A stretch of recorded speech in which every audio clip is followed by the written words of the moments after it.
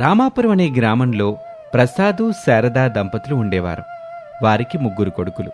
పెద్ద కొడుకు రమేష్, రెండో కొడుకు సురేష్, మూడో కొడుకు అరుణ్. ముగ్గురికి పెళ్లిళ్ళయ్యాయి. పెద్ద కోడలు అనామిక సాదాసీదా మధ్యతరగతి అమ్మాయి. రెండో కోడలు అవని, మూడో కోడలు అంజలి ఇద్దరూ ధనవంతుల కుటుంబం నుంచి వచ్చినవారు. అనామికకి ఒక కూతురు నవ్య, అవనికి ఒక కొడుకు హరీషు ఉన్నారు. ఇలా ఉండగా ఒకరోజు ప్రసాద్ తన 3 కొడుకులని కోడలను పిలిచి ఆస్తి పంపకాలు చెయ్యాలని నిర్ణయించుకున్నాడు. 3 కొడుకులు కోడళ్ళు హాల్లోకొచ్చారు. రమేషు, సురేషు, అరుణ్, ఇటు రండి. మీ అందరికీ పెళ్లిళ్ళయ్యి సంవత్సరాలు గడుస్తున్నాయి. ఇంట్లో రోజురోజుకి చిన్న చిన్న విషయాలకే గొడవలొస్తున్నాయి. అందుకే నేనున్నప్పుడే ఈ కొద్దిపాటి ఆస్తిని 3 భాగాలుగా చేసి మీకు పంచేయాలని నిర్ణయించుకున్నాన్రా. నాన్నా, ఎందుకీ నిర్ణయం తీసుకున్నారు? మనం ఇలాగే కలిసుంటే బావుంటుంది కదా నాన్నా. నాకు ఆస్తొద్దు, ఏమీ వద్దు. అందరం ఒకే ఇంట్లో ఉందాం. అవును మావి గారు, ఒకసారి విడిపోతే మళ్లీ కలవడం కష్టం. ఆస్తి పంపకాలు మనుషులు విడిపోవడానికి దారి తీస్తాయి. వదినా, నాన్నగారు ఒక మంచి నిర్ణయం తీసుకున్నప్పుడు మధ్యలో నువ్వు మాట్లాడడం సరికాదు. ఎవరి సంపాదన వాళ్లకు ముఖ్యం, అలాగే ఎవరి ప్రైవసీ కూడా వాళ్ళకి ముఖ్యం. అవునక్క, ఈ పాత పెంకుటింట్లో ఎంతకాలమని ఉంటాం? ఇరుగ్గా ఆస్తి ఇస్తే మాకు నచ్చినట్టు మేము ఇల్లు కట్టుకుంటాం. సురేష్ సాఫ్ట్వేర్ ఉద్యోగం చేస్తున్నాడు. నా పుట్టింటి నుంచి కూడా నాకు చాలా ఆస్తి వచ్చింది. మాకు ఒక లగ్జరీ ఇల్లు కావాలి. అవును మావయ్య, అరుణ్ కూడా బిజినెస్ ప్లాన్ చేస్తున్నాడు. మాకు మా వాటా ఇస్తే టౌన్కి దగ్గరగా మంచి ఫ్లాట్ కొనుక్కుంటాం. చూసావా నామేక, ఎవరితో కలిసి ఉండాలని అనుకోవట్లా. సరేనండి, మీ ఇష్ట ప్రకారంగా పనిచేయండి. ప్రసాద్ ఆస్తిని 3 సమాన భాగాలుగా విభజించాడు. ఆస్తి పంచిన కొద్ది రోజులకే 3 కొడుకులు ప్రసాద్ గారి పాత పెంకుటింటికి దగ్గరలోనే ఇల్లు కట్టుకోవటం మొదలుపెట్టారు. పెద్ద కొడుకు రమేష్ది ఒక సాధారణ ప్రైవేటు ఉద్యోగం కావటం వల్ల అతను తన వాటాగా వచ్చిన డబ్బుతో చాలా సాదాసీదాగా ఉండే ఒక చిన్న రేకుల ఇంటిని కట్టుకున్నాడు. కానీ రెండో కొడుకు సురేష్ సాఫ్ట్వేర్ ఉద్యోగి కావటంతో పాటు అతని భార్య అవని ధనిక కుటుంబం నుంచి రావటంతో వారు చాలా రిచ్గా ఉండే డబుల్ బెడ్రూమ్ బిల్డింగ్ కట్టుకున్నారు. మూడో కొడుకు అరుణ్, అంజలిలు ఊరికి కాస్త దూరంలో హైవేకి దగ్గరగా ఒక ఖరీదైన ఫ్లాట్ కొనుక్కొని అక్కడే స్థిరపడ్డారు. కొడుకులు 3 ఇల్లు మారిన తర్వాత ఓ రోజు సాయంత్రం ప్రసాదు, శారద తమ పాత పెంకుటింటి అరుగు మీద కూర్చొని మాట్లాడుకుంటున్నారు. యావండి, పిల్లలందరూ వెళ్ళిపోయారు. వాళ్ళందరూ మన పక్క వీధిలోనే ఉంటున్నా ఒక్కడో మనల్ని చూడ్డానికి రావట్లేదు. దిగులు పడబాకు శారదా, వాళ్ళెక్కడున్నా సంతోషంగా ఉంటే చాలు. మన పిల్లలు దూరంగా ఉన్నా అందరూ గొడవ పడకుండా ఉండాలన్నదే నా ఆశ. కానీ ఈ అంజలి, అవనీల వ్యవహారమే నాకు నచ్చట్లా. అవునండి, ఈ ఇంట్లో ఉన్నప్పుడు పనులన్నీ అనామికే చేసేది. ఆ ఇద్దరు కనీసం చిన్న పని కూడా చేసేవాళ్ళు కాదు. ఇప్పుడు వేరే కాపురం పెట్టాక కూడా వాళ్ళకి ఆ పార్టీలు, ఫ్రెండ్స్, తిరుగుళ్ళు మాత్రం తగ్గల. శారద అన్నట్టుగానే అవని తన విలాసవంతమైన జీవితంలో పడి సొంత కొడుకు హరీష్ని అస్సలు పట్టించుకోవటం లేదు. రోజుకో పార్టీ, పూటకో షాపింగ్ అంటూ తిరిగేది. దాంతో రోజు అవని హరీష్ను శారదమ్మ దగ్గర వదిలేసి వెళ్లేది.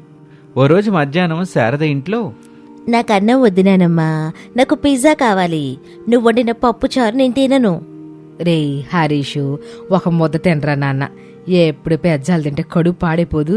నీకోసమే వేడివేడిగా అన్నం పప్పు వండా, కొంచెం తిను, నీకు బలం వచ్చిద్ది. వద్దు, నేను తినను, నేను అస్సలు తినను.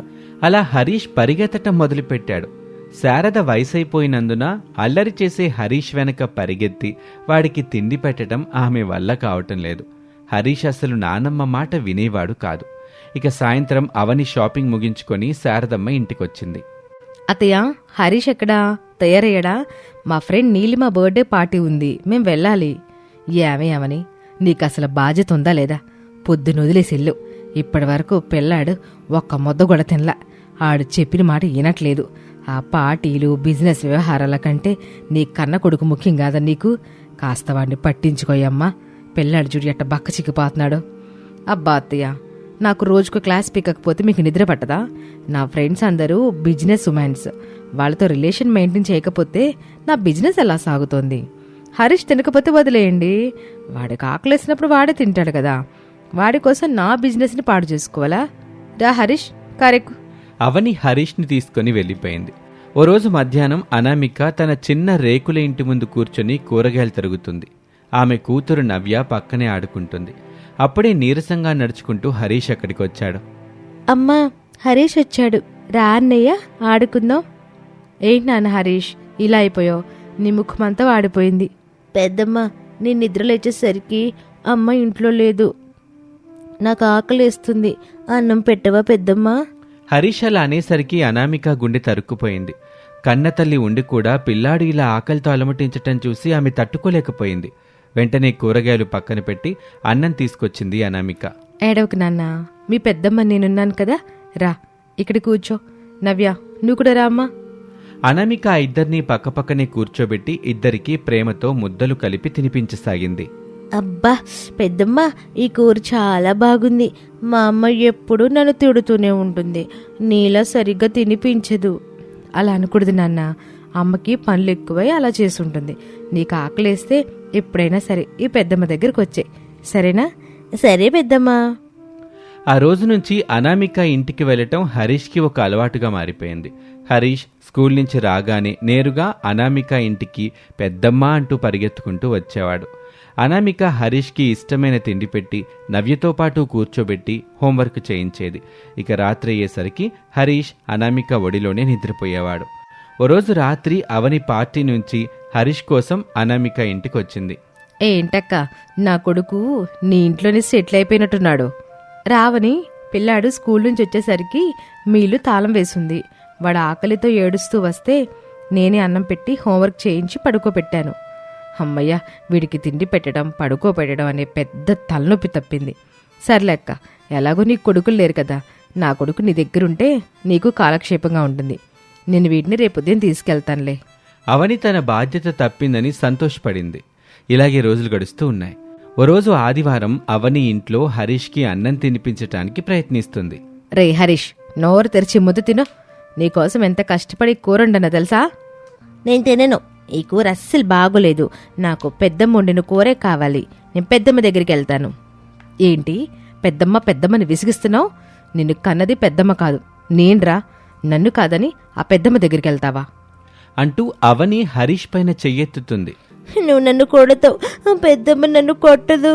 నన్ను ప్రేమగా చూసుకుంటుంది. నాకు నువ్వొద్దు, పెద్దమ్మే కావాలి. హరీష్ ఏడుస్తూ నేరుగా అనామిక ఇంటికి పరిగెత్తాడు. అదే సమయంలో అంజలి అవని ఇంటికి వచ్చింది. అవని కోపంతో ఊగిపోవటం చూసి అంజలి మెల్లగా ఆమె దగ్గరకు చేరింది. ఏంటవని అక్క అంత కోపంగా ఉన్నావు? హరీష్ ఏడుస్తూ అనామిక అక్క ఇంటివైపు పరిగెడుతున్నాడేంటి? చూసావా అంజలి, ఆ అనామిక నా కొడుకేం పెట్టిందో ఏంటో, వాడు నేను పెడితే తినట్లేదు, పెద్దమ్మ కావాలంటూ ఏడుస్తున్నాడు. అయ్యో పిచ్చక్క, నువ్వు చాలా అమాయకురాలివి. అనామిక అక్క ప్లాన్ నీకు ఇంకా అర్థం కాలేదా? తనకి కొడుకులు లేరు, మీరేమో కోటీశ్వరులు, మీ దగ్గర ఆస్తి ఎక్కువ. అందుకే హరీష్ని చిన్నప్పటి నుంచే తన వశం చేసుకుంటే రేపు పొద్దున్న మీ ఆస్తి మొత్తం తన చేతుల్లోకి వస్తుందని ప్లాన్ చేస్తుంది. ఇప్పుడే వాడు నిన్ను వద్దంటున్నాడు. ఇంకొన్నాళ్ళు పోతే నిన్ను అసలు అమ్మ అని పిలవడం కూడా మానేస్తాడు. ఏంటి, అనామిక అక్క నా ఆస్తి కోసం నా కొడుకుని వాడుకుంటుందా? కాకపోతే ఏంటక్క, నీకంటే తను ఎంత తెలివైందో చూసావా?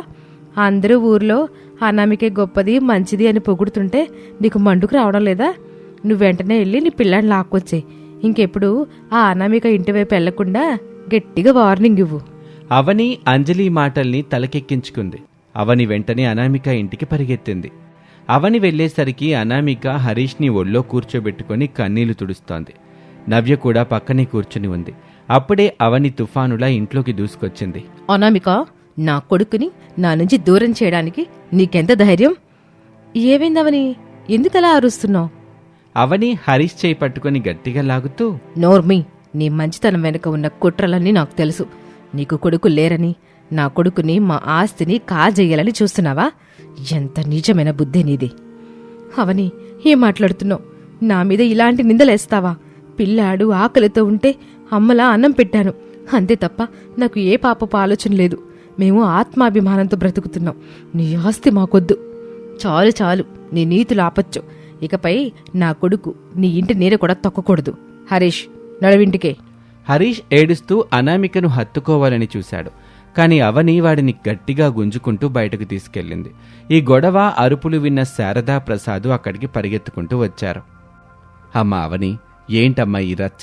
వీధిలో నిలబడి తోటి కోడల మీద ఇట్లాంటి నిందలు వేస్తావా? అనామిక ఎంత మంచిదో మాకు తెలుసు. అవునమ్మా అవనే, పిల్ల ఆడికావు, నువ్వు సరిగ్గా చూసుకోవు, ఆడికి అన్నం పెట్టవు. ఆ పిల్ల ఏదో ప్రేమగా అన్నం పెడితే టపా అర్థం చేసుకోవటం ఏంటి? మీరెప్పుడు అనామికనే వెనకేసుకొస్తారు. మీరు నన్ను అర్థం చేసుకోరా? అవని హరీష్ని తీసుకుని వెళ్ళిపోయింది. ఇంటికెళ్ళిన తర్వాత అవని తన భర్త సురేష్తో అనామిక మీద లేనిపోని అబద్ధాలు చెప్పి గొడవకు ఉసుగొల్పింది. చూసారా సురేష్, మీ వదిన నా కొడుక్కి నా మీద లేనిపోనివి నూరు పోస్తుంది. మీ అన్నయ్య వదిన కలిసి మన ఆస్తి కోసం ప్లాన్ చేస్తున్నారు. మీ నాన్నగారు కూడా వాళ్ళకే సపోర్ట్ చేస్తున్నారు. ఎంత ధైర్యం నా అన్నయ్యకి వదినికి! రేపటి నుంచి వాళ్ళతో మాట్లాడడం బంద్ చేస్తాను. ఈ విధంగా కుటుంబంలో విభేదాలు వచ్చాయి. రమేష్ సురేష్ల మధ్య మాటలు నిలిచిపోయాయి. అనామిక ఎంతో బాధపడింది. కానీ ఆమెకు తెలుసు నిజం ఎప్పటికైనా బయటపడుతుందని. మరోపక్క రమేష్ జీతం ఆ చిన్న కుటుంబం గడవటానికి సరిపోవటం లేదు. నవ్య స్కూల్ ఫీజులు కట్టడమే కష్టంగా మారింది. ఓ రోజు రాత్రి, అనామిక, ఈ నెల నవ్య స్కూల్ ఫీజు కట్టకపోతే స్కూల్ నుంచి పంపించేస్తామంటున్నారు. నా జీతం కేవలం ఇల్లు గడవటానికే సరిపోతుంది. నాకెందుకో చాలా గిల్టీగా ఉంది అనామిక. ఏవండి, మీరు అధైర్యపడకండి. భార్యాభర్తలంటే ఒకరికొకరు తోడుగా ఉండాలి. నా దగ్గర ఒక ఆలోచన ఉంది. నాకు పెళ్లికి ముందు నుంచి టైలరింగ్ వచ్చు కదా, మన ఇంట్లోనే నేను బట్టలు కుట్టడం మొదలు పెడతాను. టైలరింగా? కానీ ఇప్పుడు అందరూ కొత్త కొత్త డిజైన్లు అడుగుతున్నారు కదా అనామిక. నీకు పాత డిజైన్లు వచ్చు కదా. ఈ రోజుల్లో నేర్చుకోవడానికి ఇంటర్నెట్ ఉంది కదండి. నా ఫోన్లో ఆన్లైన్ ద్వారా కొత్త కొత్త బ్లౌజ్ డిజైన్స్, జాకెట్స్, లైనింగ్ ఇవన్నీ నేర్చుకుంటాను. ఆ మాటకి రమేష్ సరే అన్నాడు. మరుసటి రోజు నుంచే అనామిక దినచర్య పూర్తిగా మారిపోయింది. ఆన్లైన్లో వీడియోలు చూస్తూ ఎంతో శ్రద్ధగా వినూత్నమైన డిజైన్లతో బ్లౌజులు కుట్టడం మొదలుపెట్టింది అనామిక. అనామిక కుట్టిన బ్లౌజుల ఫిట్టింగ్, డిజైన్లు చాలా పర్ఫెక్ట్గా ఉండటంతో మహిళలు ఆమె దగ్గరకు రావటం మొదలుపెట్టారు. అబ్బా అనామిక, టౌన్లో పెద్ద పెద్ద షాపుల్లో కూడా ఇంత బాగా కుట్టరమ్మా. డిజైన్ చాలా అద్భుతంగా ఉందనుకో, ఫిట్టింగ్ కూడా సూపర్. రేపటి నుండి మా బట్టలన్నీ నీ దగ్గరికే తెస్తాను. థ్యాంక్ యూ అండి. నా వరకు మీకు నచ్చితే అంతే చాలు. ఈ విధంగా రోజు రోజుకి అనామిక దగ్గరకొచ్చే కస్టమర్ల సంఖ్య పెరిగింది. ఆమె రాత్రింబవళ్ళు కష్టపడి బట్టలు కుట్టేది. వచ్చిన సంపాదనతో తన కూతురు నవ్య స్కూల్ ఫీజుల్ని తానే స్వయంగా కట్టేది. భర్తకు ఆసరాగా నిలిచింది. అవని ఇంట్లో హరీష్ సోఫాలో కూర్చొని ఏడుస్తున్నాడు. అవని హరీష్ ముందు ప్లేట్లో ఫ్రూట్స్ పెట్టి కోపంగా చూస్తూ ఉంటుంది. రే హరీష్, ఎంతసేపు ఏడుస్తావురా? స్కూల్ నుంచి వచ్చినప్పటి నుంచి చూస్తున్నా. ఆ పండ్లు తినరా అంటుంటే ఎందుకు ఏడుస్తున్నావు? నీకు బుద్ధుందా లేదా? నాకు ఈ పండ్లొద్దు. నాకు పెద్దమ్మ దగ్గరికి వెళ్ళాలని ఉంది. నన్ను పెద్దమ్మ ఇంటికి వెళ్ళని మమ్మీ. నేను పెద్దమ్మ ఇంటికి వెళ్ళి నవ్యతో ఆడుకుంటాను. మళ్ళీ పెద్ద మంట వింట్రా. అనామిక నీకు ఏం పెట్టిందో కానీ కన్న తల్లిని నన్ను వదిలేసి ఆ పేదదాని దగ్గరికి వెళ్తావా? ఇంకోసారి ఆ పేరెత్తవనుకో, నిన్ను గదిలో వేసి తాళం పెడతాను. జాగ్రత్త. నువ్వెప్పుడు నన్ను తిడుతూనే ఉంటావు. పెద్దమ్మ నన్ను ఎప్పుడు ప్రేమగా చూసుకుంటుంది. నాకు నవ్యతో ఆడుకోవాలనుంది. అప్పుడే అంజలి చేతిలో కొత్త ఐఫోన్ పట్టుకొని వయ్యారంగా లోపలికి నడిచింది. అంజలి హరీష్ ఏడుపు చూసి, ఏంటవని అక్క, ఇంకా మీ బాబు నీ కంట్రోల్లోకి రాలేదా? వాడింకా అనామిక భజన చేస్తున్నాడా? అవును అంజలి, వాడికి ఆ అనామిక పేరు తెలుసుకోకని చెప్పి నా ప్రాణం పోతుందనుకో. వాడు రోజు రోజుకి మొండిగా తయారవుతున్నాడు. అసలు అన్నమే ముట్టట్లేదు. నా ఫ్రెండ్స్ అందరికీ వీడిని చూపించాలంటేనే సిగ్గుగా ఉంది. అంత బక్క చిక్కిపోయాడు. నేను ముందే చెప్పాను కదక్క, అనామిక అక్క సాదాసీదా మనిషి కాదని. తనకి కూతురే ఉంది, కానీ కొడుకు లేడు కదా. నీ కొడుకుని దక్కించుకుంటే సురేష్ బావగారి సంపాదన, ఆస్తి అన్నీ తన చేతుల్లోకి వస్తాయని ప్లాన్ వేసింది. హరీష్ మనసులో నీ మీద అసహ్యం కలిగించేలా ఏవో మాయమాటలు చెప్పుంటుంది. నిజమే అంటావా అంజలి? అనామిక అంత దూరం ఆలోచిస్తుందా? కాకపోతే ఏంటక్క, నువ్వు లగ్జరీగా తిరుగుతుంటే తనకి కుళ్ళు. అందుకే నీ కొడుకుతోనే నీతో గొడవ చేస్తోంది. నువ్వు మాత్రం అస్సలు తగ్గొద్దు.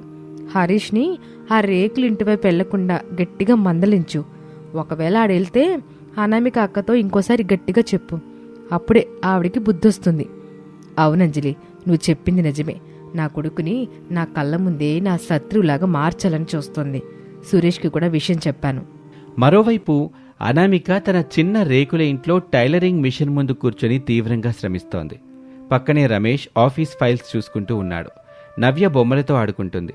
రమేష్ అనామిక వైపు గర్వంగా చూస్తూ, అనామిక, కొంచెంసేపు విశ్రాంతి తీసుకురాదా?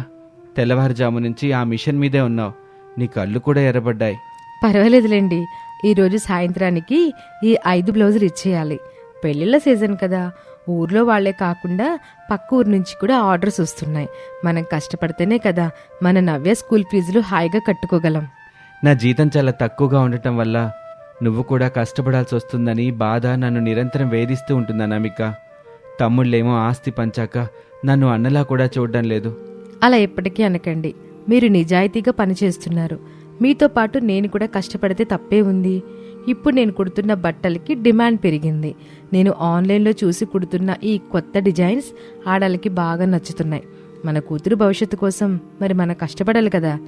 నాన్న, మా స్కూల్లో టీచర్ ఇలా చెప్పారు. మన అమ్మ కుట్టే బట్టలు చాలా బాగుంటాయట. మా ఫ్రెండ్స్ వాళ్ళ అమ్మలు కూడా మన అమ్మ గురించే మాట్లాడుకుంటున్నారు. అవునా తల్లి, మీ అమ్మ నిజంగానే గ్రేట్ అమ్మా. అనామిక నవ్వి మళ్లీ తన పని తాను చేసుకోవటం మొదలుపెట్టింది. ఆమె మంచితనం, నైపుణ్యం చూసి కస్టమర్లు రోజురోజుకి పెరుగుతున్నారు. ఆమె సంపాదన ఇప్పుడు రమేష్ సంపాదన కంటే ఎక్కువ కావటం ప్రారంభమైంది.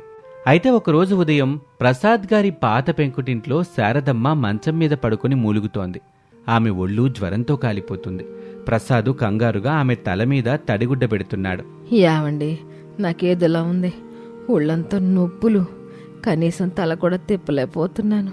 మన కొడుకులకి కోడళ్ళకి ఓ మాట చెప్పండి. ప్రసాద్ వెంటనే కన్నీళ్లు తుడుచుకొని మొదట రెండో కొడుకు సురేష్కి, మూడో కొడుకు అరుణ్కి ఫోన్ చేశాడు. కాసేపటికి సురేష్, అరుణ్ తమ భార్యలతో కలిసొచ్చారు.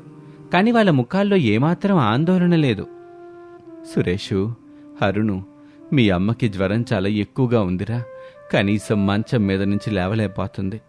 డాక్టర్ గారు వచ్చి చూశారు. సెలైన్ ఎక్కించాలి, పక్క నుండి చూసుకోవడానికి ఎవరైనా కావాలి అన్నారా. నాన్న, నాకేమో ఈరోజు ఆఫీస్లో చాలా ముఖ్యమైన మీటింగ్ ఉంది. నేనైతే పక్కన ఉండలేను. అమ్మావని, నువ్విక్కడే ఉంటావు కదమ్మా. మీ అత్తగారికి కాస్త పాలు ఇచ్చి టాబ్లెట్లు వేస్తావా? నేనా మామయ్య గారు, ఈరోజు పొరుగురులో పెద్ద బిజినెస్ డీల్ ఉందండి. నా ఫ్రెండ్ నీలిమ నాతో పాటు వస్తుంది. నేను ఈ టైంలో ఇక్కడ కూర్చుంటే నా బిజినెస్ అంతా నష్టపోతుంది. మరి నువ్వమ్మా అంజలి, నువ్వు ఊర్లోనే ఉంటావుగా. అయ్యో మామయ్య గారు, నాకు ఈరోజు బ్యూటీ పార్లర్ అపాయింట్మెంట్ ఉందండి.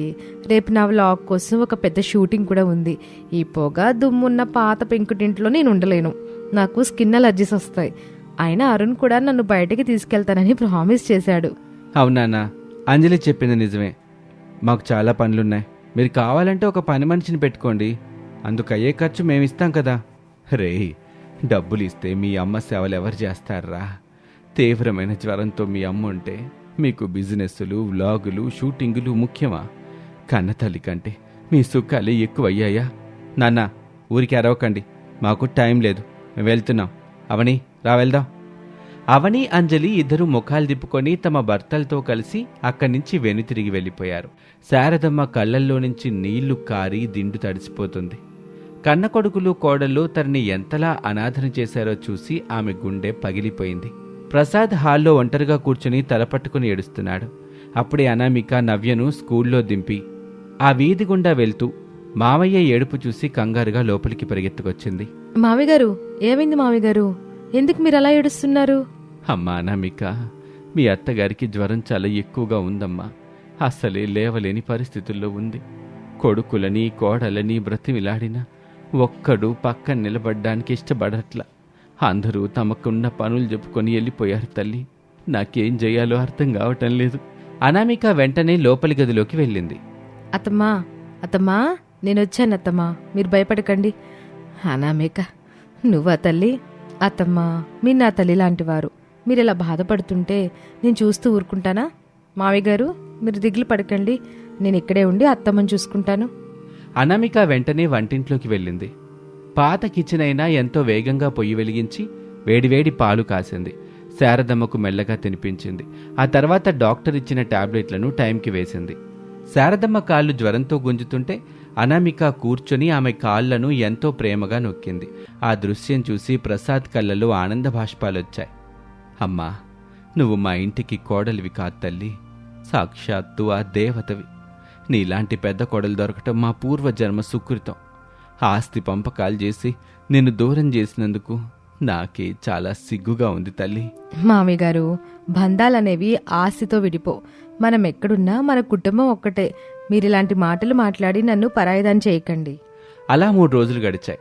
అనామిక తన టైలరింగ్ పనుల్ని రాత్రిపూట చేసుకుంటూ పగలు మొత్తం అత్తగారి దగ్గరే ఉండి సేవలు చేస్తుంది. రమేష్ కూడా ఆఫీస్ అయిపోగానే వచ్చి తల్లికి కావాల్సిన మందులు తెస్తూ తండ్రికి తోడుగా ఉంటున్నాడు. సురేష్, అరుణ్లు కాని, అవని, అంజలిలు కాని కనీసం ఫోన్ చేసి కూడా శారద ఆరోగ్యం ఎలా ఉందో కనుక్కోలేదు. ఇక 4వ రోజు ఉదయం శారదకు జ్వరం తగ్గింది. ఆమె మంచం మీద లేచి కూర్చుంది. అనామిక వేడివేడి ఇడ్లీలు, చట్నీ తీసుకొని వచ్చింది. అత్తమ్మా, జ్వరం తగ్గింది కదా, కాస్త ఇడ్లీలు తినండి, బలం వస్తుంది. అనామిక, నన్ను క్షమించమ్మా. నేనంత పాపాత్మురాలను గదు. నువ్వు పేద్దానివని, నీ దగ్గర డబ్బు లేదని నిన్న అప్పట్లో చులకనగా చూశా. అవని, అంజలిలు ధనవంతులని అలా తీసుకెళ్ళి నెత్తినెట్టుకున్నా.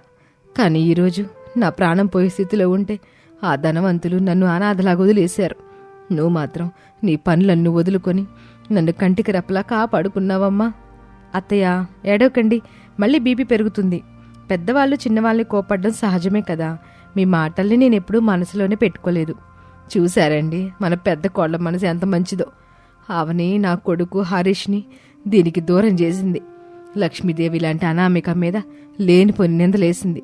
ఈ రోజు నుంచి ఈ అనామికే నా సర్వస్వం. అవును శారద, గుణం లేని డబ్బు వ్యర్థమని ఇప్పటికైనా నీకు తెలిసి వచ్చిందిగా. అనామిక తన కష్టంతో, గౌరవంతో ఈరోజు ఎంతో మంది మహిళలకు ఆదర్శంగా నిలుస్తుంది. తన టైలరింగ్ బిజినెస్ కూడా చాలా బాగా సాగుతుంది. అవునమ్మా అనామిక, నీ కష్టానికి తగ్గ ప్రతిఫలం దేవుడు తప్పకుండా ఇస్తాడు. ఇకపై ఆ అవని, అంజలిల పొగరు ఎట్టా అనచాలో నాకు తెలుసు. అనామిక శారదమ్మకు ఇడ్లీలు తినిపించింది. ఆ కుటుంబంలో మళ్లీ ఆప్యాయతలు చిగురించటం ప్రారంభమయ్యాయి. శారదమ్మకు అనామిక విలువేంటో పూర్తిగా అర్థమైంది. కొన్ని రోజుల తర్వాత శారదమ్మ పూర్తిగా కోలుకుంది. అనామిక టైలరింగ్ షాప్ ఊర్లోనే చాలా ఫేమస్ అయింది. రోజుకి 10ల సంఖ్యలో మహిళలు అనామిక ఇంటి ముందు క్యూ కడుతున్నారు. ఈ విషయం అవనికి, అంజలికి తెలిసింది. ఓ రోజు అంజలి ఇంట్లో అవని, అంజలి ఇద్దరు కూర్చొని టీ తాగుతున్నారు. చూసావక్క, ఈ అనామిక అక్క రోజు రోజుకి మనకంటే ఎక్కువ సంపాదిస్తుంది. ఊర్లో వాళ్ళంతా తననే పొగుడుతున్నారు. చివరికి అత్తయ్య గారు కూడా తనింటికే వెళ్తున్నారు. అవునంజలి, అత్తయ్యకి జ్వరం వస్తే ఆ అనామికే సేవలు చేసిందట. ఇప్పుడు అత్తయ్య కూడా నా గురించి ఊర్లో చెడుగా మాట్లాడుతోంది. మనం అనామికని ఇలాగే వదిలేస్తే మన సురేష్, అరుణ్ల మీద తన పట్టు సాధిస్తుంది. మనం ఏదో ఒకటి చేయాలక్క. అనామిక అక్క టైలరింగ్ బిజినెస్ని దెబ్బ కొట్టాలి, లేదంటే మన వాల్యూ పడిపోతుంది. అవును, నా కొడుకు హరీష్ కూడా ఆ అనామిక గురించి ఏడుస్తున్నాడు. ఎలాగైనా సరే అనామిక గర్వం అనచాలి. అవని, అంజలిలు కలిసి అనామికపై మళ్లీ సరికొత్త కుట్రలు పన్నడం ప్రారంభించారు. కానీ కాలం వాళ్ళకి ఒక ఊహించని షాక్ ఇవ్వబోతుంది. అనామిక తన ఇంట్లో కూర్చొని సంతోషంగా బట్టలు కుడుతుంది. నవ్య పక్కనే హోంవర్క్ చేసుకుంటుంది. అనామిక కళ్ళల్లో ఒక ఆశ, నమ్మకము ఉన్నాయి. తన మంచితనమే తనని కాపాడుతుందని ఆమె గట్టిగా నమ్ముతుంది. అనామిక తన ఇంటి దగ్గర మెషిన్ కుడుతుంది. అనామిక పక్కనే నవ్య చదువుకుంటుంది. అప్పుడే వీధి వైపు అటు ఇటు చూస్తూ ఎవ్వరికీ కనబడకుండా చాలా జాగ్రత్తగా అడుగులు వేస్తూ హరీష్ వచ్చాడు. హరీష్ మెల్లగా పరిగెత్తుకుంటూ వచ్చి అనామిక వెనక నుంచి కళ్ళు మూస్తూ, పెద్దమ్మా, నేనెవరో చెప్పుకో చూద్దాం. అమ్మో, ఈ చేతులెవరో నాకు తెలియదా ఏంటి? నా బంగారు తండ్రి హరీష్ చేతులివి. హరీష్ అన్నయ్యా. నాన్న హరీష్, నువ్వు మీ అమ్మకి తెలియకుండా వచ్చావా? మళ్ళీ ఆవిడ చూస్తే గొడవ పడుతుంది కదా నాన్న. పెద్దమ్మ, ఇంట్లో అమ్మ లేదు, నాకేమో ఆకలిగా ఉంది. అమ్మ ఉదయం కొంచెం టొమాటో కూరతో తినిపించింది.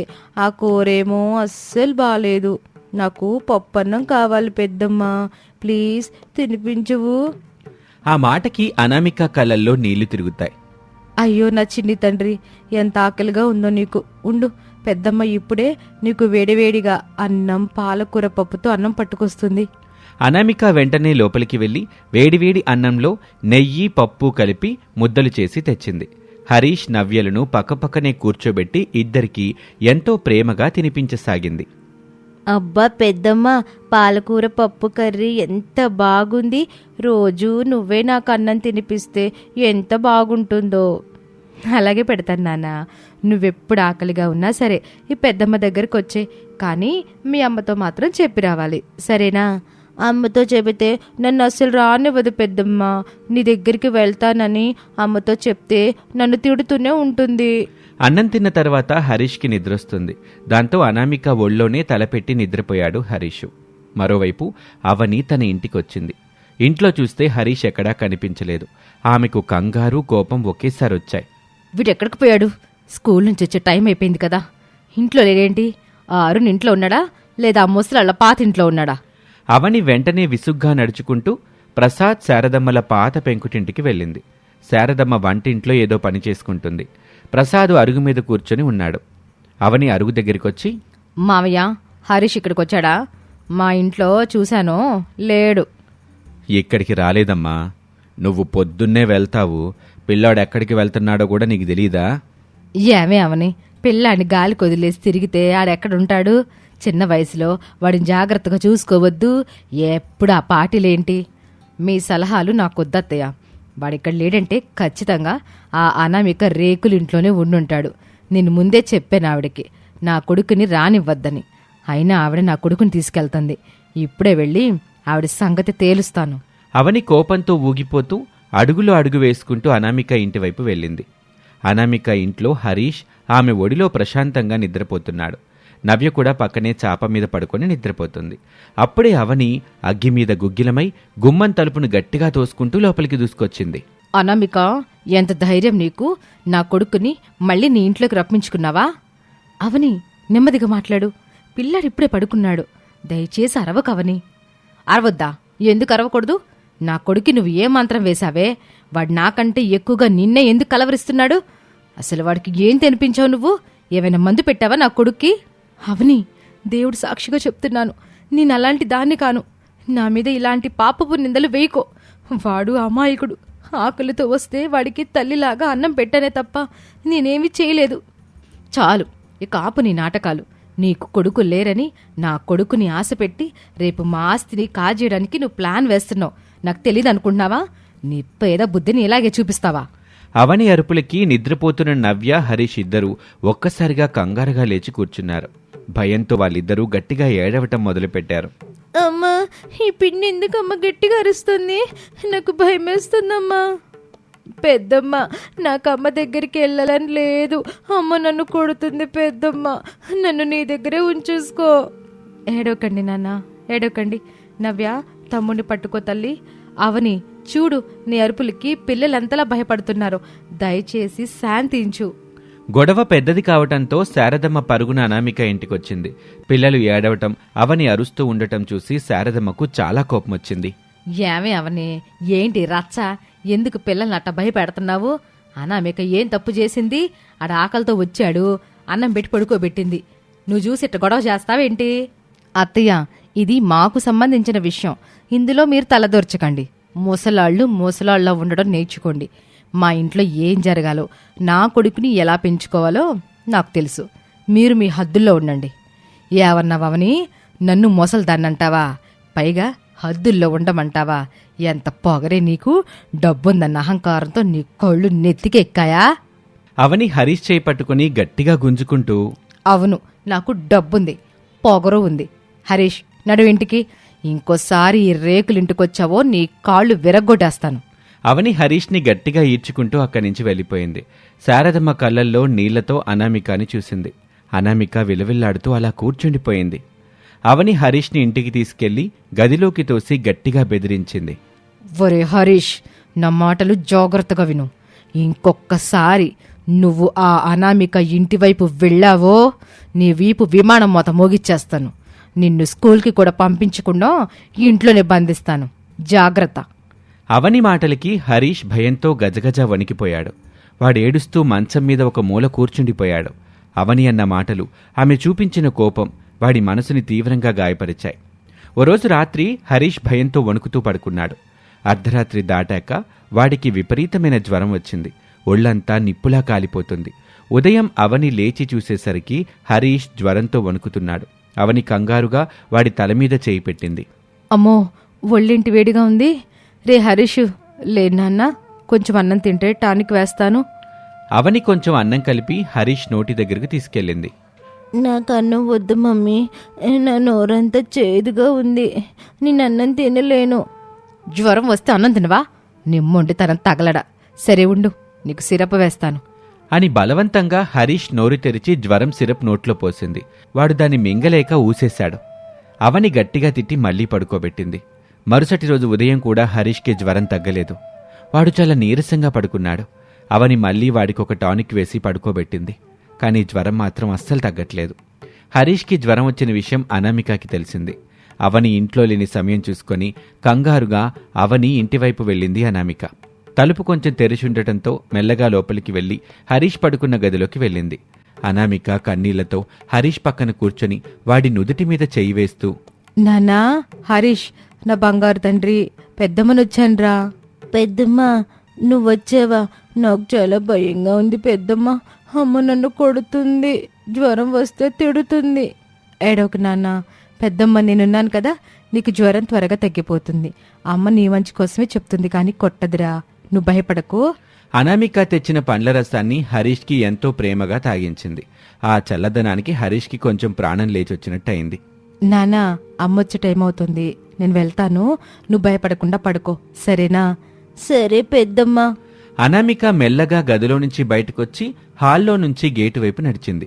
సరిగ్గా అదే సమయంలో అంజలి అటుగా వెళ్తూ అనామిక అవని ఇంట్లో నుంచి దొంగచాటుగా బయటకు రావటం చూసింది. ఓహో, అనామిక అక్క దొంగచాటుగా అవని ఇంట్లో నుంచి వెళ్తుందా? అయితే నాకు ఒక అద్భుతమైన ప్లాన్ తట్టింది. అవని ఇంట్లో హాల్లో ఒక ఖరీదైన బంగారు రంగు వాచ్ ఉంటుంది కదా, దాన్ని నేను ఇప్పుడు దొంగతనం చేస్తే ఆ నింద మొత్తం అనామిక అక్క మీదకి నెట్టేయొచ్చు. నాకు ఆ వాచ్ దొక్కుతుంది, వీళ్ళ గొడవ ఇంకా పెద్దదవుతుంది. అంజలి అనుకున్నదే తడవుగా అనామిక వెళ్లిపోయాక మెల్లగా అవని ఇంట్లోకి అడుగుపెట్టింది. హరీష్ గదిలో నిద్రపోతున్నాడు. అంజలి హాల్లో ఉన్న టీపాయ్ మీద ఖరీదైన వాచ్ని తన చేతిలోకి తీసుకుంది. దాన్ని ఎవరికీ అనుమానం రాకుండా నవ్వుకుంటూ తీసుకుని తన ఇంటికి వెళ్లిపోయింది. కాసేపటికి అవని ఇంటికొచ్చింది. హరీష్ నిద్రపోతూ ఉండటంతో వాడికి మళ్లీ ఒక టానిక్ వేసి పడుకోబెట్టింది. మరుసటి రోజు ఉదయం కల్లా హరీష్కి జ్వరం తగ్గింది. వాడు కోలుకోవటంతో వాణ్ణి అవని స్కూల్కి పంపించింది. మధ్యాహ్నం అవని ఒక పెద్ద కిట్టి పార్టీకి వెళ్లాలని నిర్ణయించుకుంది. అందుకు తగ్గట్లుగా ఓ మంచి డిజైనర్ శారీ కట్టుకుని తయారైంది. తన చేతికి పెట్టుకోవటానికి హాల్లో ఉన్న తన ఖరీదైన బంగారు వాచ్ కోసం వెతికింది. కానీ అది ఎక్కడా కనిపించలేదు. ఏంటి, నా వాచ్ ఇక్కడే పెట్టాను కదా, ఎక్కడికి పోయింది? 60,000 రూపాయల వాచ్ అది, ఎవరు తీశారు? సరిగ్గా అదే సమయంలో అంజలి చాలా క్యాజువల్గా అవని ఇంటికొచ్చింది. ఏంటక్కా ఇల్లంతా చిందరవందరగా ఉంది, అంత కంగారుగా ఏం వెతుకుతున్నావు? అంజలి, నాకు ఖరీదైన వాచ్ కనిపించట్లేదు, ఇక్కడే హాల్లో పెట్టాను, ఎవరు తీశారో అర్థం కావట్లేదు. ఏంటక్కా వాచ్ లేదా? అవును, నిన్న నువ్వు బయటికి వెళ్ళావు కదా, అప్పుడు ఇంట్లో ఎవరైనా ఉన్నారా? ఎవరూ లేరు, హరీష్ ఒక్కడే గదిలో పడుకొనున్నాడు. అక్క, నేనొకటి చెప్తాను.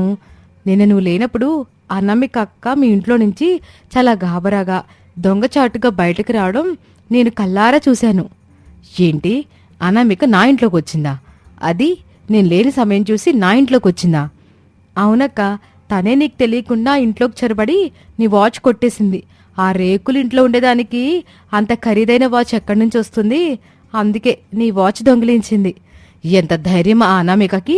నా కొడుకుని లాక్కోవాలని అనుకున్నది చాలక ఇప్పుడు నా ఇంట్లో దొంగతనాన్ని కూడా పాల్పడిందా? ఇప్పుడే వెళ్ళి ఆవిడ తోలు తీస్తాను, నువ్వు రా అంజలి. అవని ఆవేశంతో రగిలిపోతూ అనామిక ఇల్లున్న వీధి వైపు నడిచింది. అంజలి వెనకే అవని ఉంది. అనామిక ఇంట్లో కూర్చొని ఒక కస్టమర్ బ్లౌజ్ కుడుతుంది. నవ్య పక్కనే ఆడుకుంటుంది. అప్పుడే అవని గుమ్మం దగ్గరికి వచ్చి అనామిక కుడుతున్న బట్టల మీద కాలు వేస్తూ గట్టిగా అరిచింది. అనామిక, ఇట్రా, నీ అస్సలు రంగు బయటపడింది, నా వాచ్ నాకిచ్చే. అవని, బట్టల మీద కాలు వేయకో, అది నా వృత్తి. అసలు ఏమైంది? నువ్వేం మాట్లాడుతున్నావు? వాచ్ గురించి నన్ను అడుగుతావేంటి? నాటకలాడక అనామిక, నిన్న నేను లేనప్పుడు నా ఇంట్లోకి దొంగలా ఎందుకు చొరబడ్డావు? నా హాల్లో ఉన్న 60,000 రూపాయల బంగారు వాచ్ని నువ్వే దొంగలించావు. మర్యాదగా నా వాచ్ నాకిచ్చేయి. దేవుడా, నేను దొంగతనం చేశానా? నాటకలాడకో. మా ఇంట్లో నుంచి నువ్వు వస్తుంటే అంజలి నిన్ను కళ్ళారా చూసింది. అలాంటప్పుడు నా వాచ్ నువ్వు కాకుండా ఇంకెవరు తీస్తారు? నా వాచ్ ఎక్కడ పెట్టావో చూసి వెతికి నాకివ్వు, అప్పుడు నీకు మర్యాదగా ఉంటుంది. నన్ను అలా అంటావేంటావని? నిన్న హరీష్కి జ్వరం చాలా ఎక్కువగా ఉందని తెలిసింది. ప్రేమతో వాడిని చూద్దామని మీ ఇంటికి వచ్చాను, అంతే తప్ప అక్కడ నేనేం తీయలేదు. అప్పుడే శారదమ్మ ప్రసాద్ కూడా అరుపులు విని అక్కడికొచ్చారు. అవనే నోరు అదుపులో పెట్టుకో. అనామిక దొంగతనం చేయడమేంటి? తన కష్టంతో తను నెలకి 1000 రూపాయలు సంపాదించుకుంటుంది. తన దొంగ అంటావా? అత్తయ్య, మీరు ఊరుకోండి. మీ పెద్ద కోడలు మంచితనం ముసుగులో ఉన్న పెద్ద దొంగ. అవని, చాలా ఆపు. నా ప్రాణం పోయినా నేను పరాయి వస్తువుని ఆశించాను. నేను నీ వాచ్ తీయలేదు. అయితే నా మాట బాగా విను. రేపటికల్లా నా వాచ్ నాకు నువ్వు తిరిగివ్వాలి. లేదా ఆ వాచ్ ఖరీదు 60,000 రూపాయలు నాకు తెచ్చివ్వాలి. లేకపోతే రేపు ఉదయాన్నే నీ మీద పోలీస్ స్టేషన్లో దొంగతనం కేసు పెడతాను. నిన్ను నీ ముగ్గురిని జైల్లో వేయిస్తాను. అలా చెప్పి అవని ఆవేశంతో అక్కడి నుంచి వెళ్ళిపోయింది. అంజలి కూడా అనామిక వైపు ఒక వెటకారపు చూపు చూసి వెళ్ళిపోయింది. అనామిక రేకుల ఇంటి అరుగు మీద కూర్చొని వెక్కి వెక్కి ఏడవసాగింది. రేకుల ఇల్లు నిశ్శబ్దంగా ఉంది. రాత్రి నిద్రపోకుండా అనామిక మంచం మీద కూర్చొని ఆలోచిస్తుంది. రమేష్ పక్కనే తల పట్టుకొని కూర్చున్నాడు. అనామిక, రేపు ఉదయమే అవని పోలీస్ స్టేషన్కి వెళ్ళి కేసు పెడతాను అంటుంది. 60,000 రూపాయలు మనం రేపటికల్లా ఎక్కడి నుంచి తీసుకురాగలం? అసలు నువ్వు నిన్న వాళ్ళ ఇంటికి వెళ్లటం వల్లే కదా ఈ ముప్పంతా వచ్చింది. ఏవండి, నేను దేవుడు సాక్షిగా చెప్తున్నా, నేను ఏ తప్పు చేయలేదు. హరీష్ జ్వరంతో వణికిపోతున్నాడని తెలిసి పెద్దమ్మగా వాడిని చూసి వాడికి కొంచెం జావా పాలు ఇచ్చి వెళ్ళాను తప్ప నేనక్కడ ఏ పరాయి వస్తువుని ముట్టలేదండి. నాకు తెలుసా నమిక, నీ మంచితనం గురించి నాకు నమ్మకం ఉంది. కానీ లోకం నమ్మదు కదా. అసలు ఆ వాచ్ ఏమైంది? దాన్ని ఎవరు తీశారు? నేను కూడా అదే ఆలోచిస్తున్నాను. నేను వెళ్ళినప్పుడు హరీష్ ఒక్కడే గదిలో నిద్రపోతున్నాడు. నేను బయటకు వచ్చేసరికి ఇంట్లో ఎవరు లేరు. కానీ నేను అవని ఇంటి నుండి కాస్త దూరం వచ్చాక ఎవరో అవని ఇంట్లోకి వెళ్తున్నట్టు నాకు ఆ గేట్ శబ్దం వచ్చింది. కానీ నేనేమో వెనక్కి తిరిగి చూడలేదు. అసలు అవని ఇంట్లోకి నా తర్వాత ఎవరైనా వెళ్ళారా? ఎవరో నన్ను కావాలని ఇరికించడానికి ప్రయత్నిస్తున్నారు. సరిగ్గా అదే సమయంలో తెల్లవారుజామున వెలుతురొస్తుంది. అనామిక కిటికీ గుండా బయటకు చూసింది. పక్క వీధిలో అంజలి చాలా గాబరాగా అటూ ఇటూ దిక్కులు చూస్తూ చేతిలో ఒక పర్స్ పట్టుకొని రోడ్డు మీదకి రావటం అనామిక కంట పడింది. అంజలి ఈ తెల్లవారుజామున ఇంత గాబరాగా ఎక్కడికి వెళ్తుంది? తన ముఖమంతా భయంతో పాలిపోయింది. అసలు చేతిలో ఆ పర్సేంటి? ఏదో తేడాగా ఉందే అనుకొని అనామిక అంజలిని వెంబడించటానికి బయలుదేరింది. అప్పుడు అనామికకి రమేష్ ఎదురయ్యాడు. ఏమైంది అనామిక, ఎక్కడికి వెళ్తున్నావు? ఏవండి, నాకొక అనుమానం వస్తుంది. నేను ఇప్పుడే బయటికెళ్ళొస్తాను, మీరు నవ్యం చూసుకుంటూ ఉండండి. అనామిక వెంటనే తలపై ముసుగు వేసుకుని ఎవరికీ అనుమానం రాకుండా మెల్లగా అంజలి వెనుక నడవటం ప్రారంభించింది. అంజలి వేగంగా అడుగులు వేస్తూ ఊరి చివర వీధిలో ఉన్న ఒక పాత బంగారు దుకాణం వైపు నడిచింది. అంజలి ఆ దుకాణాన్ని చేరుకున్నాక అనామిక దూరంగా చాటుగా నిలబడి అంజలిని గమనిస్తోంది. దుకాణం లోపల వ్యాపారి సత్యనారాయణ కూర్చొని లెక్కలు చూసుకుంటున్నాడు. అంజలి చుట్టుపక్కల చూసి మెల్లగా లోపలికి వెళ్లి కూర్చుంది. ఏమమ్మా అంజలి, ఇంత పొద్దున్నే వచ్చారు? ఏమిటి విశేషం? ఏదైనా బంగారు నగ కావాలా? లేదండి, నేను బంగారం కొనటానికి రాలేదు. నా దగ్గర ఒక వస్తువు ఉంది. దాన్ని ఎవరికీ తెలియకుండా కొంచెం అర్జెంటుగా అమ్మేయాలి. నాకు డబ్బులు చాలా అవసరం అండి. ఏమిటమ్మా అది? చూపించండి. అంజలి తన పర్సు నుంచి చాలా జాగ్రత్తగా అవని బంగారు రంగు వాచ్ని తీసి గ్లాస్ టేబుల్ మీద పెట్టింది. ఆ వాచ్ విలాసవంతమైన డిజైన్తో మెరుస్తుంది. అబ్బో, ఇది చాలా ఖరీదైన బ్రాండెడ్ వాచ్లా ఉందే. దీని ఖరీదు చాలా ఎక్కువే ఉంటుంది. దూరం నుంచి చూస్తున్న అనామికకి అప్పుడే ఉదయిస్తున్న సూర్యుని కిరణం ఆ వాచ్ మీద పడి ఆ మెరుపు కనిపించింది. ఒక్కసారిగా ఆమె కళ్ళు పెద్దవయ్యాయి. దేవుడా, అది అవని వాచే. నిన్న అవని నేను తీశానని ఈ వాచ్ పోవడం వల్లే నింద వేసిందంటే నా తర్వాత ఆ ఇంట్లోకి వెళ్ళింది అంజలినా? తనే దొంగతనం చేసి ఆ నింద నా మీదకి నెట్టేసిందా? నేను అంజలిని ఎంతగా నమ్మాను, కానీ అంజలి ఇంత దుర్మార్గురాలా అని అనామిక తనలో తాను అనుకుంటూ ఉండగా ఆ వ్యాపారి అంజలి మధ్య సంభాషణ కొనసాగుతుంది. చూడండి అంజలి గారు, దీని బిల్లుందా మీ దగ్గర? ఎందుకంటే ఇది లేడీస్ వాచ్, దీని మీద పేరు కూడా ఉన్నట్టుంది. బిల్లు లేదండి, అది మా నాన్నగారు నాకు గిఫ్ట్గా ఇచ్చారు. బిల్లుతో పని లేకుండా ఎంతొస్తే అంత ఇచ్చేయండిలే. దీని తర్వాత మీరు కరిగించి ముక్కలు చేసినా పర్వాలేదు, నాకైతే వెంటనే డబ్బులు కావాలండి. సరిగ్గా అంజలి ఆ మాట అంటూ ఉండగానే అనామిక ఆ దుకాణంలోకి సింహంలా దూసుకొచ్చింది. ఆమె ముఖంలో కోపం రగిలిపోతుంది. హాగండి సత్యనారాయణ గారు, ఆ వాచ్ కొనకండి. అనామిక గొంతు వినగానే అంజలి ఒక్కసారిగా గుండాగినంత పనయింది. అంజలి గజగజ వణికిపోతూ వెనక్కి తిరిగింది. అనామిక అక్క, నువ్విక్కడికి ఎలా వచ్చావు? అనామిక కోపంతో రగిలిపోతూ వాచ్ని టేబుల్ మీద నుంచి తన చేతిలోకి తీసుకుంది. ఎంత నీచమైన బుద్ధి అంజలి నీది! నిన్న నేను లేని సమయం చూసి అవని ఇంటికి వెళ్ళి దొంగతనం చేసింది నువ్వా? ఆ నింద నా మీదకి నెట్టేసి నన్ను దొంగని చేసి వీధిలో నిలబెట్టావు. ఇప్పుడు ఆ వాచ్ని అమ్మడానికి ఇక్కడికి వచ్చావా? ఏమిటి అనామిక గారు, ఈ వాచ్ దొంగ వాచా? అవును సత్యనారాయణ గారు, ఇది నా తోటి కోడలు అవనిది. నిన్న నా మీద ఈ వాచ్ దొంగతనం కేసు పెట్టాలని చూశారు, కాని అసలు దొంగ ఇదిగో మీ ముందే నిలబడింది. అంజలి చుట్టుపక్కల జనం చూస్తారేమోనని భయంతో కుప్పకూలిపోయింది. అనామిక కాళ్ళు పట్టుకుని ఏడవటం మొదలుపెట్టింది. అక్క ప్లీజ్ అక్క, నన్ను క్షమించు, నన్ను ఇరికించుకో. ఈ విషయం కనుక బయటికి తెలిస్తే అరుణ్ నన్ను అసహించుకుంటారు, నన్ను ఇంట్లోకి కూడా రానివ్వరు. ఊర్లో నా పరువు మొత్తం పోతుందక్క. పరువా? నీకు పరువు గురించి మాట్లాడే హక్కుందా అంజలి?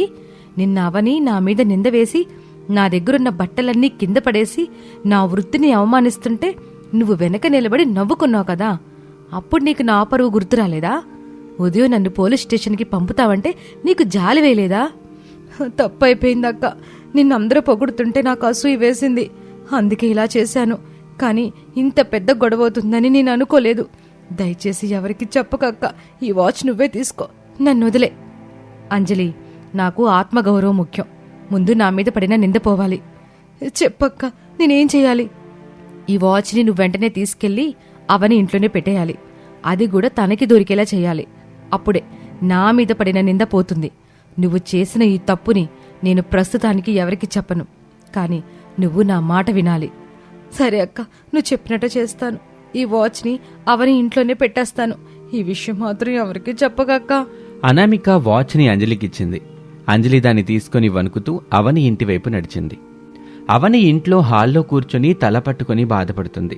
హరీషు స్కూల్కి వెళ్ళాడు, సురేష్ ఆఫీస్కి వెళ్ళాడు. వాచ్ పోయిందన్న బాధ ఆమెను ప్రశాంతంగా ఉండనివ్వటం లేదు. అప్పుడే అంజలి చాలా మామూలుగా లోపలికొచ్చింది. ఏంటక్క ఇంకా అలా దిగులుగా కూర్చున్నావు? ఏం చెప్పమంటావు అంజలి, అది 60,000 రూపాయలు ఖరీదు చేసే వాచ్. దాన్ని నా పుట్టింటాలు నాకు ఇచ్చారు. ఎక్కడ పోయిందో అర్థం అవట్లేదు. ఈరోజు పోలీస్ కేసు పెడదామంటే సురేష్ కూడా వద్దంటున్నాడు. మన ఇంట్లో వాళ్ల మీద మనం కేసు పెడితే బాగోదని తిడుతున్నాడు. అవునక్క, నువ్వు బాధపడకో, ఆ వాచ్ నీకు ఖచ్చితంగా దొరుకుతుంది. నీ మాట నిజమైతే ఎంత బాగుండా అంజలి. దాహంగా ఉంది, కొంచెం మంచినీళ్ళు తీసుకురావక్క, గొంతు ఎండిపోతుంది. సర్లే ఉండంజలి, ఇప్పుడే తీసుకొస్తాను. అవని వంటింట్లోకి వెళ్లిన మరుక్షణమే అంజలి తన పర్సులో నుంచి ఆ బంగారు వాచ్ని టేబుల్ కింద చిన్న మూల లోపలికి మెల్లగా నెట్టింది. అది అక్కడ చాలా కాలంగా పడున్నట్లుగా దుమ్ములో ఉండేలా సర్దింది. కాసేపటికి అవని మంచినీళ్ల గ్లాస్తో బయటకొచ్చింది. ఇదిగో అంజలి, నీళ్లు. అంజలి అవని ఇచ్చిన నీళ్లు తాగింది. అబ్బా, దాహం తీరిందక్క అని అంజలి వెంటనే కావాలని అవని ముందు షాక్ అయినట్టు నటించి, అవునక్క, అదిగో అక్కడ ఆ టేబుల్ కింద ఏదో మెరుస్తున్నట్టుందేంటి? టేబుల్ కింద ఏముందబ్బా అక్కడ? అక్క, ఒకసారి వంగి చూడు, ఏదో పసుపు రంగులో మెరుస్తోంది. అవని వెంటనే మోకాళ్ల మీద వంగి టేబుల్ కింద చీకటిగా ఉన్న మూల లోపలికి చూసింది. అక్కడ ఆమెకు తన బంగారు వాచ్ కనిపించింది. అంజలి, నా వాచ్ ఇక్కడే ఉంది. దేవుడా, నా వాచ్ దొరికేసింది. అవని ఆ వాచ్ని చేతిలోకి తీసుకుని ముద్దాడింది. దానికున్న దుమ్ము దులుపుకుంటూ ఎగిరి గంతులేసింది. చూసావా అంజలి, నా వాచ్ ఇక్కడే పడిపోయింది. నేను దీన్ని చూసుకోకుండా సోఫా మీద నుంచి దీన్ని కింద పడేసుకున్నట్టున్నాను. నా 60,000 రూపాయల వాచ్ అయితే దొరికేసింది. అబ్బా, ఎంత మంచి పని అయిందక్క, నీ అదృష్టం బాగుంది. ఇక వాచ్ దొరికిన సంతోషం కాసేపటికి తగ్గగానే అవనికి ఒక్కసారిగా అంతకు ముందు రోజు జరిగిన సంఘటనలన్నీ కళ్ళ ముందు కదిలాయి. అనామిక రేకుల ఇంటికి వెళ్లి ఆమె చేసిన గొడవ, అనామిక బట్టలను కింద పడేయటం, అనామిక కన్నీళ్లు, శారదను తోసేయటం అన్నీ గుర్తొచ్చి అవని గుండె బరువెక్కింది. దేవుడా, నేనెంత పాపం చేశాను. నా వాచ్ ఇక్కడే ఉంటే నేను అనామిక అక్క మీద దొంగతనం నింద వేసి ఎన్ని మాటలన్నాను. కన్నీళ్లు పెట్టించాను అక్కని. అత్తయ్యని కూడా పరాయదాన్ని చేసి మాట్లాడాను.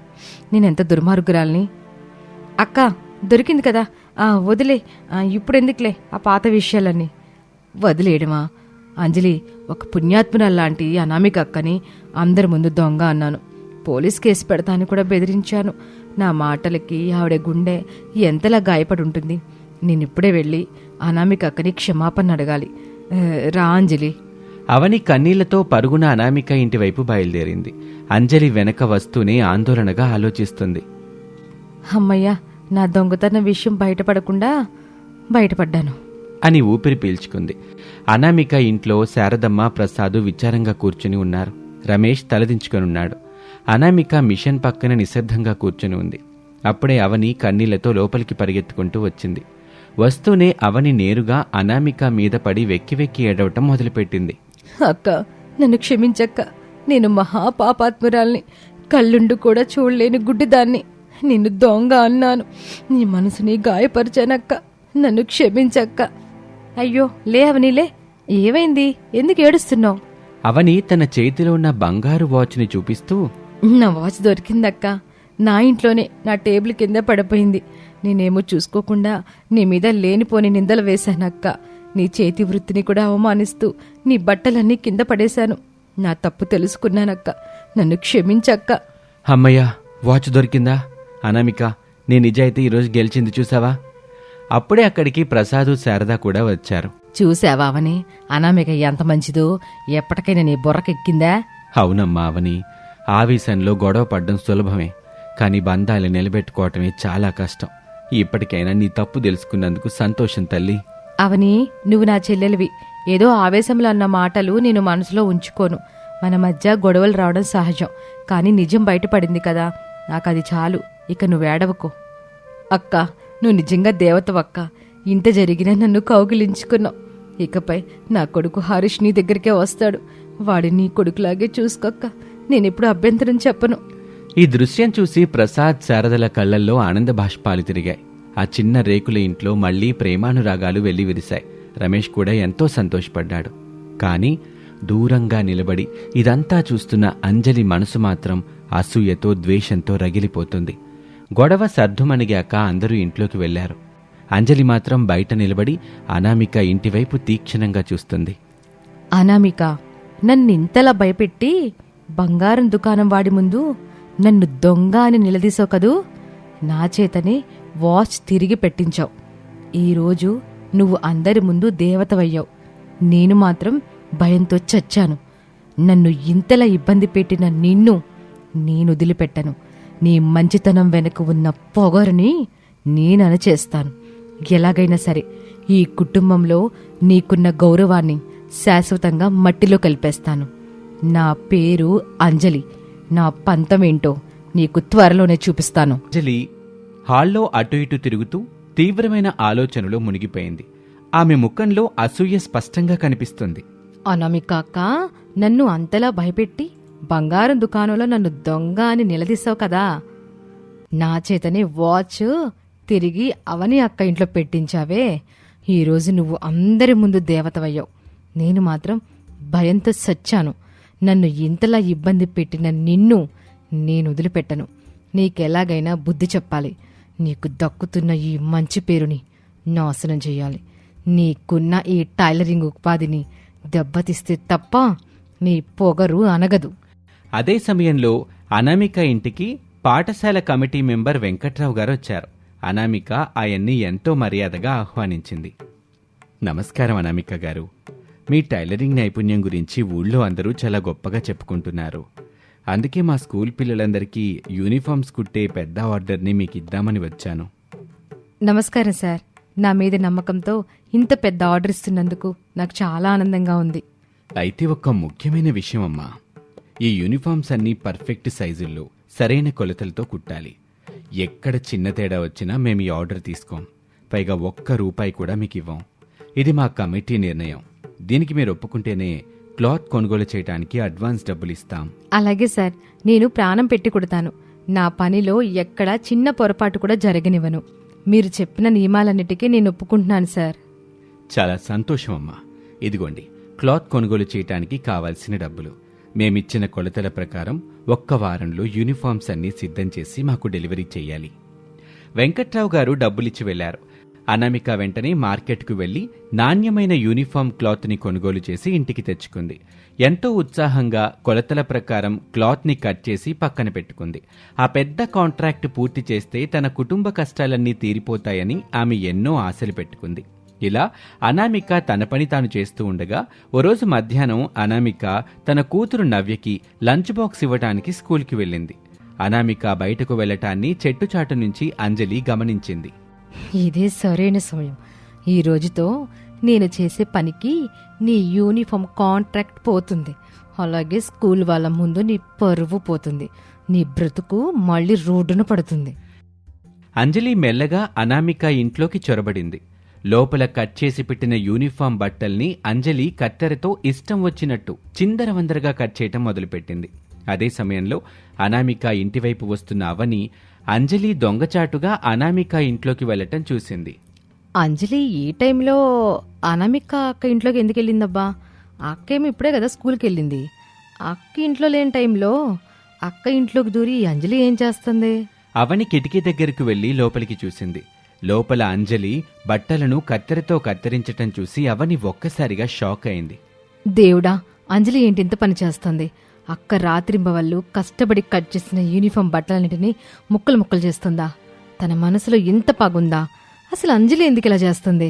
అంతలోనే వీధి చివర అనామిక వస్తున్న అడుగుల చప్పుడు వినిపించి అంజలి వెంటనే తలుపు చాటు నుంచి బయటకొచ్చి మెల్లగా ఎవరికీ కనబడకుండా పక్క వీధిలోకి జారుకుంది. అనామిక ఇంట్లోకొచ్చింది. కానీ లోపలి దృశ్యం చూడగానే అనామిక షాక్ అయింది.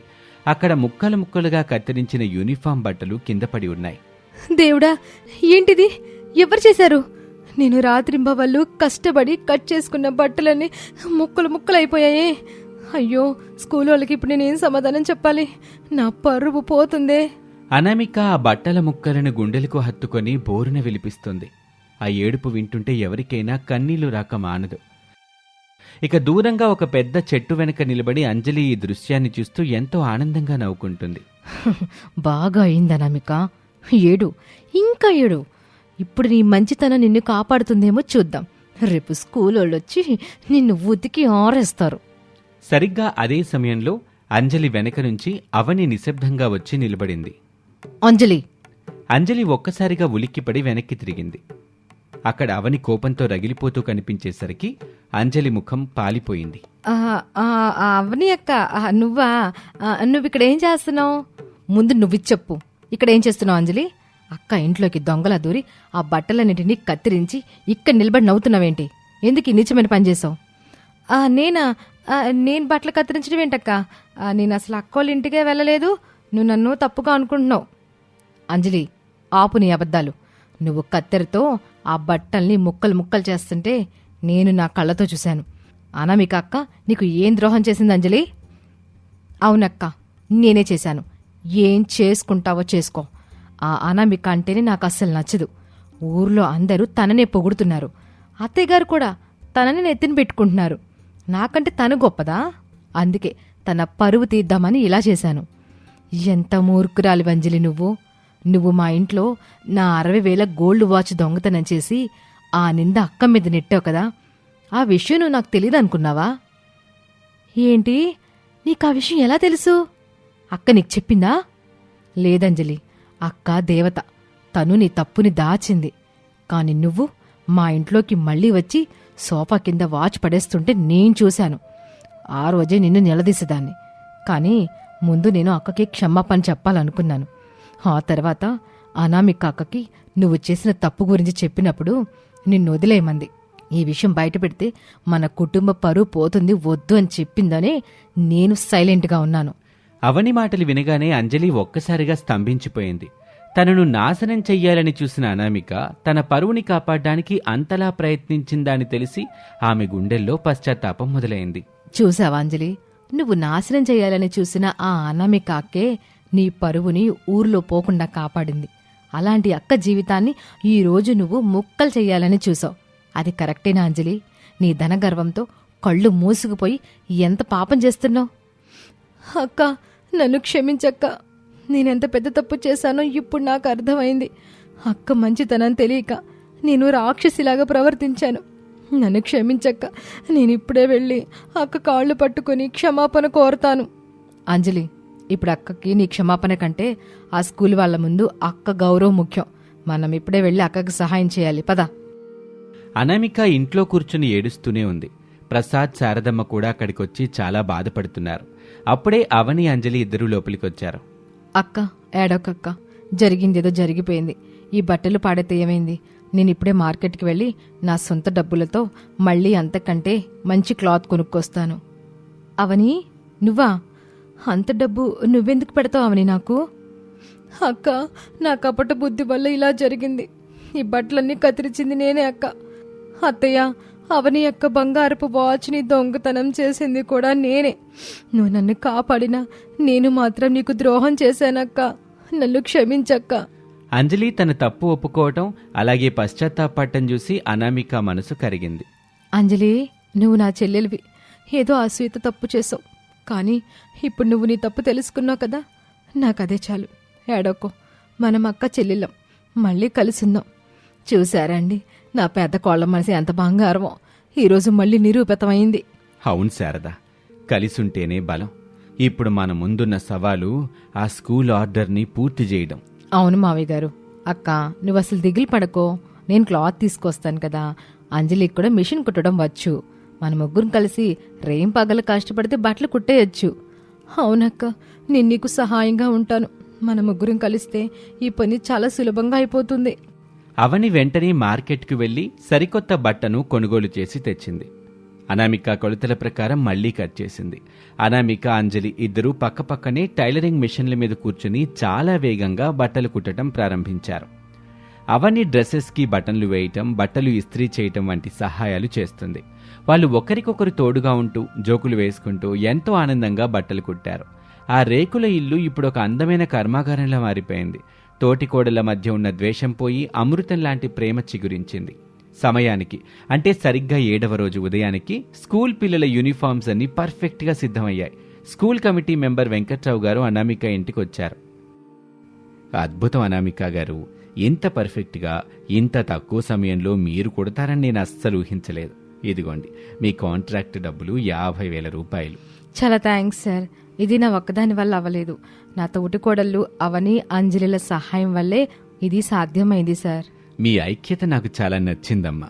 పక్కూర్లో ఉన్న స్కూల్స్ వాళ్ళు కూడా మంచి టైలర్ కోసం వెతుకుతున్నారు. నేనే స్వయంగా వాళ్ళతో మాట్లాడి మీకు మరిన్ని ఆర్డర్లు వచ్చేలా చేస్తాను. Thanks sir. వెంకట్రావు చెప్పినట్టే కొన్ని రోజుల్లోనే అనామికకి మరికొన్ని పాఠశాలల నుంచి పెద్ద పెద్ద ఆర్డర్లు వచ్చాయి. అనామిక తన రేకుల ఇంటి పక్కనే ఒక చిన్న టైలరింగ్ షెడ్ నిర్మించి ఊళ్ళో ఉన్న పేద మహిళలకు ఉపాధి కల్పించింది. అవని, అంజలి కూడా ఆమెకు బిజినెస్ మేనేజ్మెంట్లో, సేల్స్లో సహాయం చేస్తూ బిజీ అయిపోయారు. అనామిక ఇప్పుడు ఒక సామాన్య కోడల నుంచి ఒక విజయవంతమైన బిజినెస్ ఉమెన్గా ఎదిగింది. కొన్ని నెలలు గడిచాయి. హరీష్, నవ్యలు సంతోషంగా ఆడుకుంటున్నారు. అనామిక, అవని, అంజలి ముగ్గురు కలిసి వంటింట్లో వంట చేసి వేడివేడి గారెలు, పాయసం తీసుకుని బయటకొచ్చారు. అక్క, ఆ రోజు నేను చేసిన తప్పులన్నీ మనసులో ఉంచుకోకుండా నన్ను క్షమించవు. నీ చెల్లెలుగా ఆదరించావు. నీ రుణాన్ని నేను ఎలా తీర్చుకోవాలో నాకు తెలియట్లేదక్క. అంజలి, తప్పులు చేయడం సహజం, కానీ ఆ తప్పుల్ని క్షమించి కలిసిపోవడంలోనే అసలైన ఆనందం ఉంటుంది. ఆ రోజు నువ్వు నాకు కుట్టడంలో సహాయం చేయకపోతే నేను ఇంత పెద్ద స్థాయికి వచ్చేదాన్ని కాదు కదా. ఏదైతే ఏంటి, మనం ఈరోజు ముగ్గురం ఒకటయ్యాం. నాకదే చాలు. అవునక్క, డబ్బు కంటే కుటుంబ ప్రేమే గొప్పదని మాకు అర్థమైంది. అవునమ్మా, నా ముగ్గురు కోడల్లో ఇటా లక్ష్మి, పార్వతి, సరస్వతుల్లా కలిసి ఉంటే మాకెంతకంటే ఏం కావాలి. నా పెద్ద కోళ్ళ అనామిక ఈ ఇంటికి వచ్చిన రోజే నేను చెప్పా, అనామిక మా ఇంటికి మహాలక్ష్మి అని. అవును శారదా, ఆస్తి పంపకాలు మనల్ని విడదీసినా మన పెద్ద కోడలి మంచితనం మనల్ని మళ్లీ ఒక్కటి చేసింది. ఒక సామాన్య మధ్యతరగతి పెద్ద కోడలు తన ఓర్పుతో, ప్రేమతో ఒక విచ్ఛిన్నం కాబోతున్న కుటుంబాన్ని నిలబెట్టింది. ఈ కథ ప్రతి కుటుంబానికి ఒక ఆదర్శం కావాలి. రమేష్, సురేష్, అరుణ్లు కూడా అక్కడికొచ్చి భార్యల ఐక్యతను చూసి ఎంతో గర్వపడ్డారు. పగా, ద్వేషం ఉన్న చోట కన్నీళ్లే మిగులుతాయి, కానీ ప్రేమ, ఓర్పు ఉన్న చోట స్వర్గమే వెలుస్తుంది అని ఈ కథ మనకి నిరూపిస్తుంది. ఇది వాల్టి కథ. మరొక ఆసక్తికర కథలో మళ్ళీ కలుద్దాం. అంతవరకు సెలవు. నమస్తే.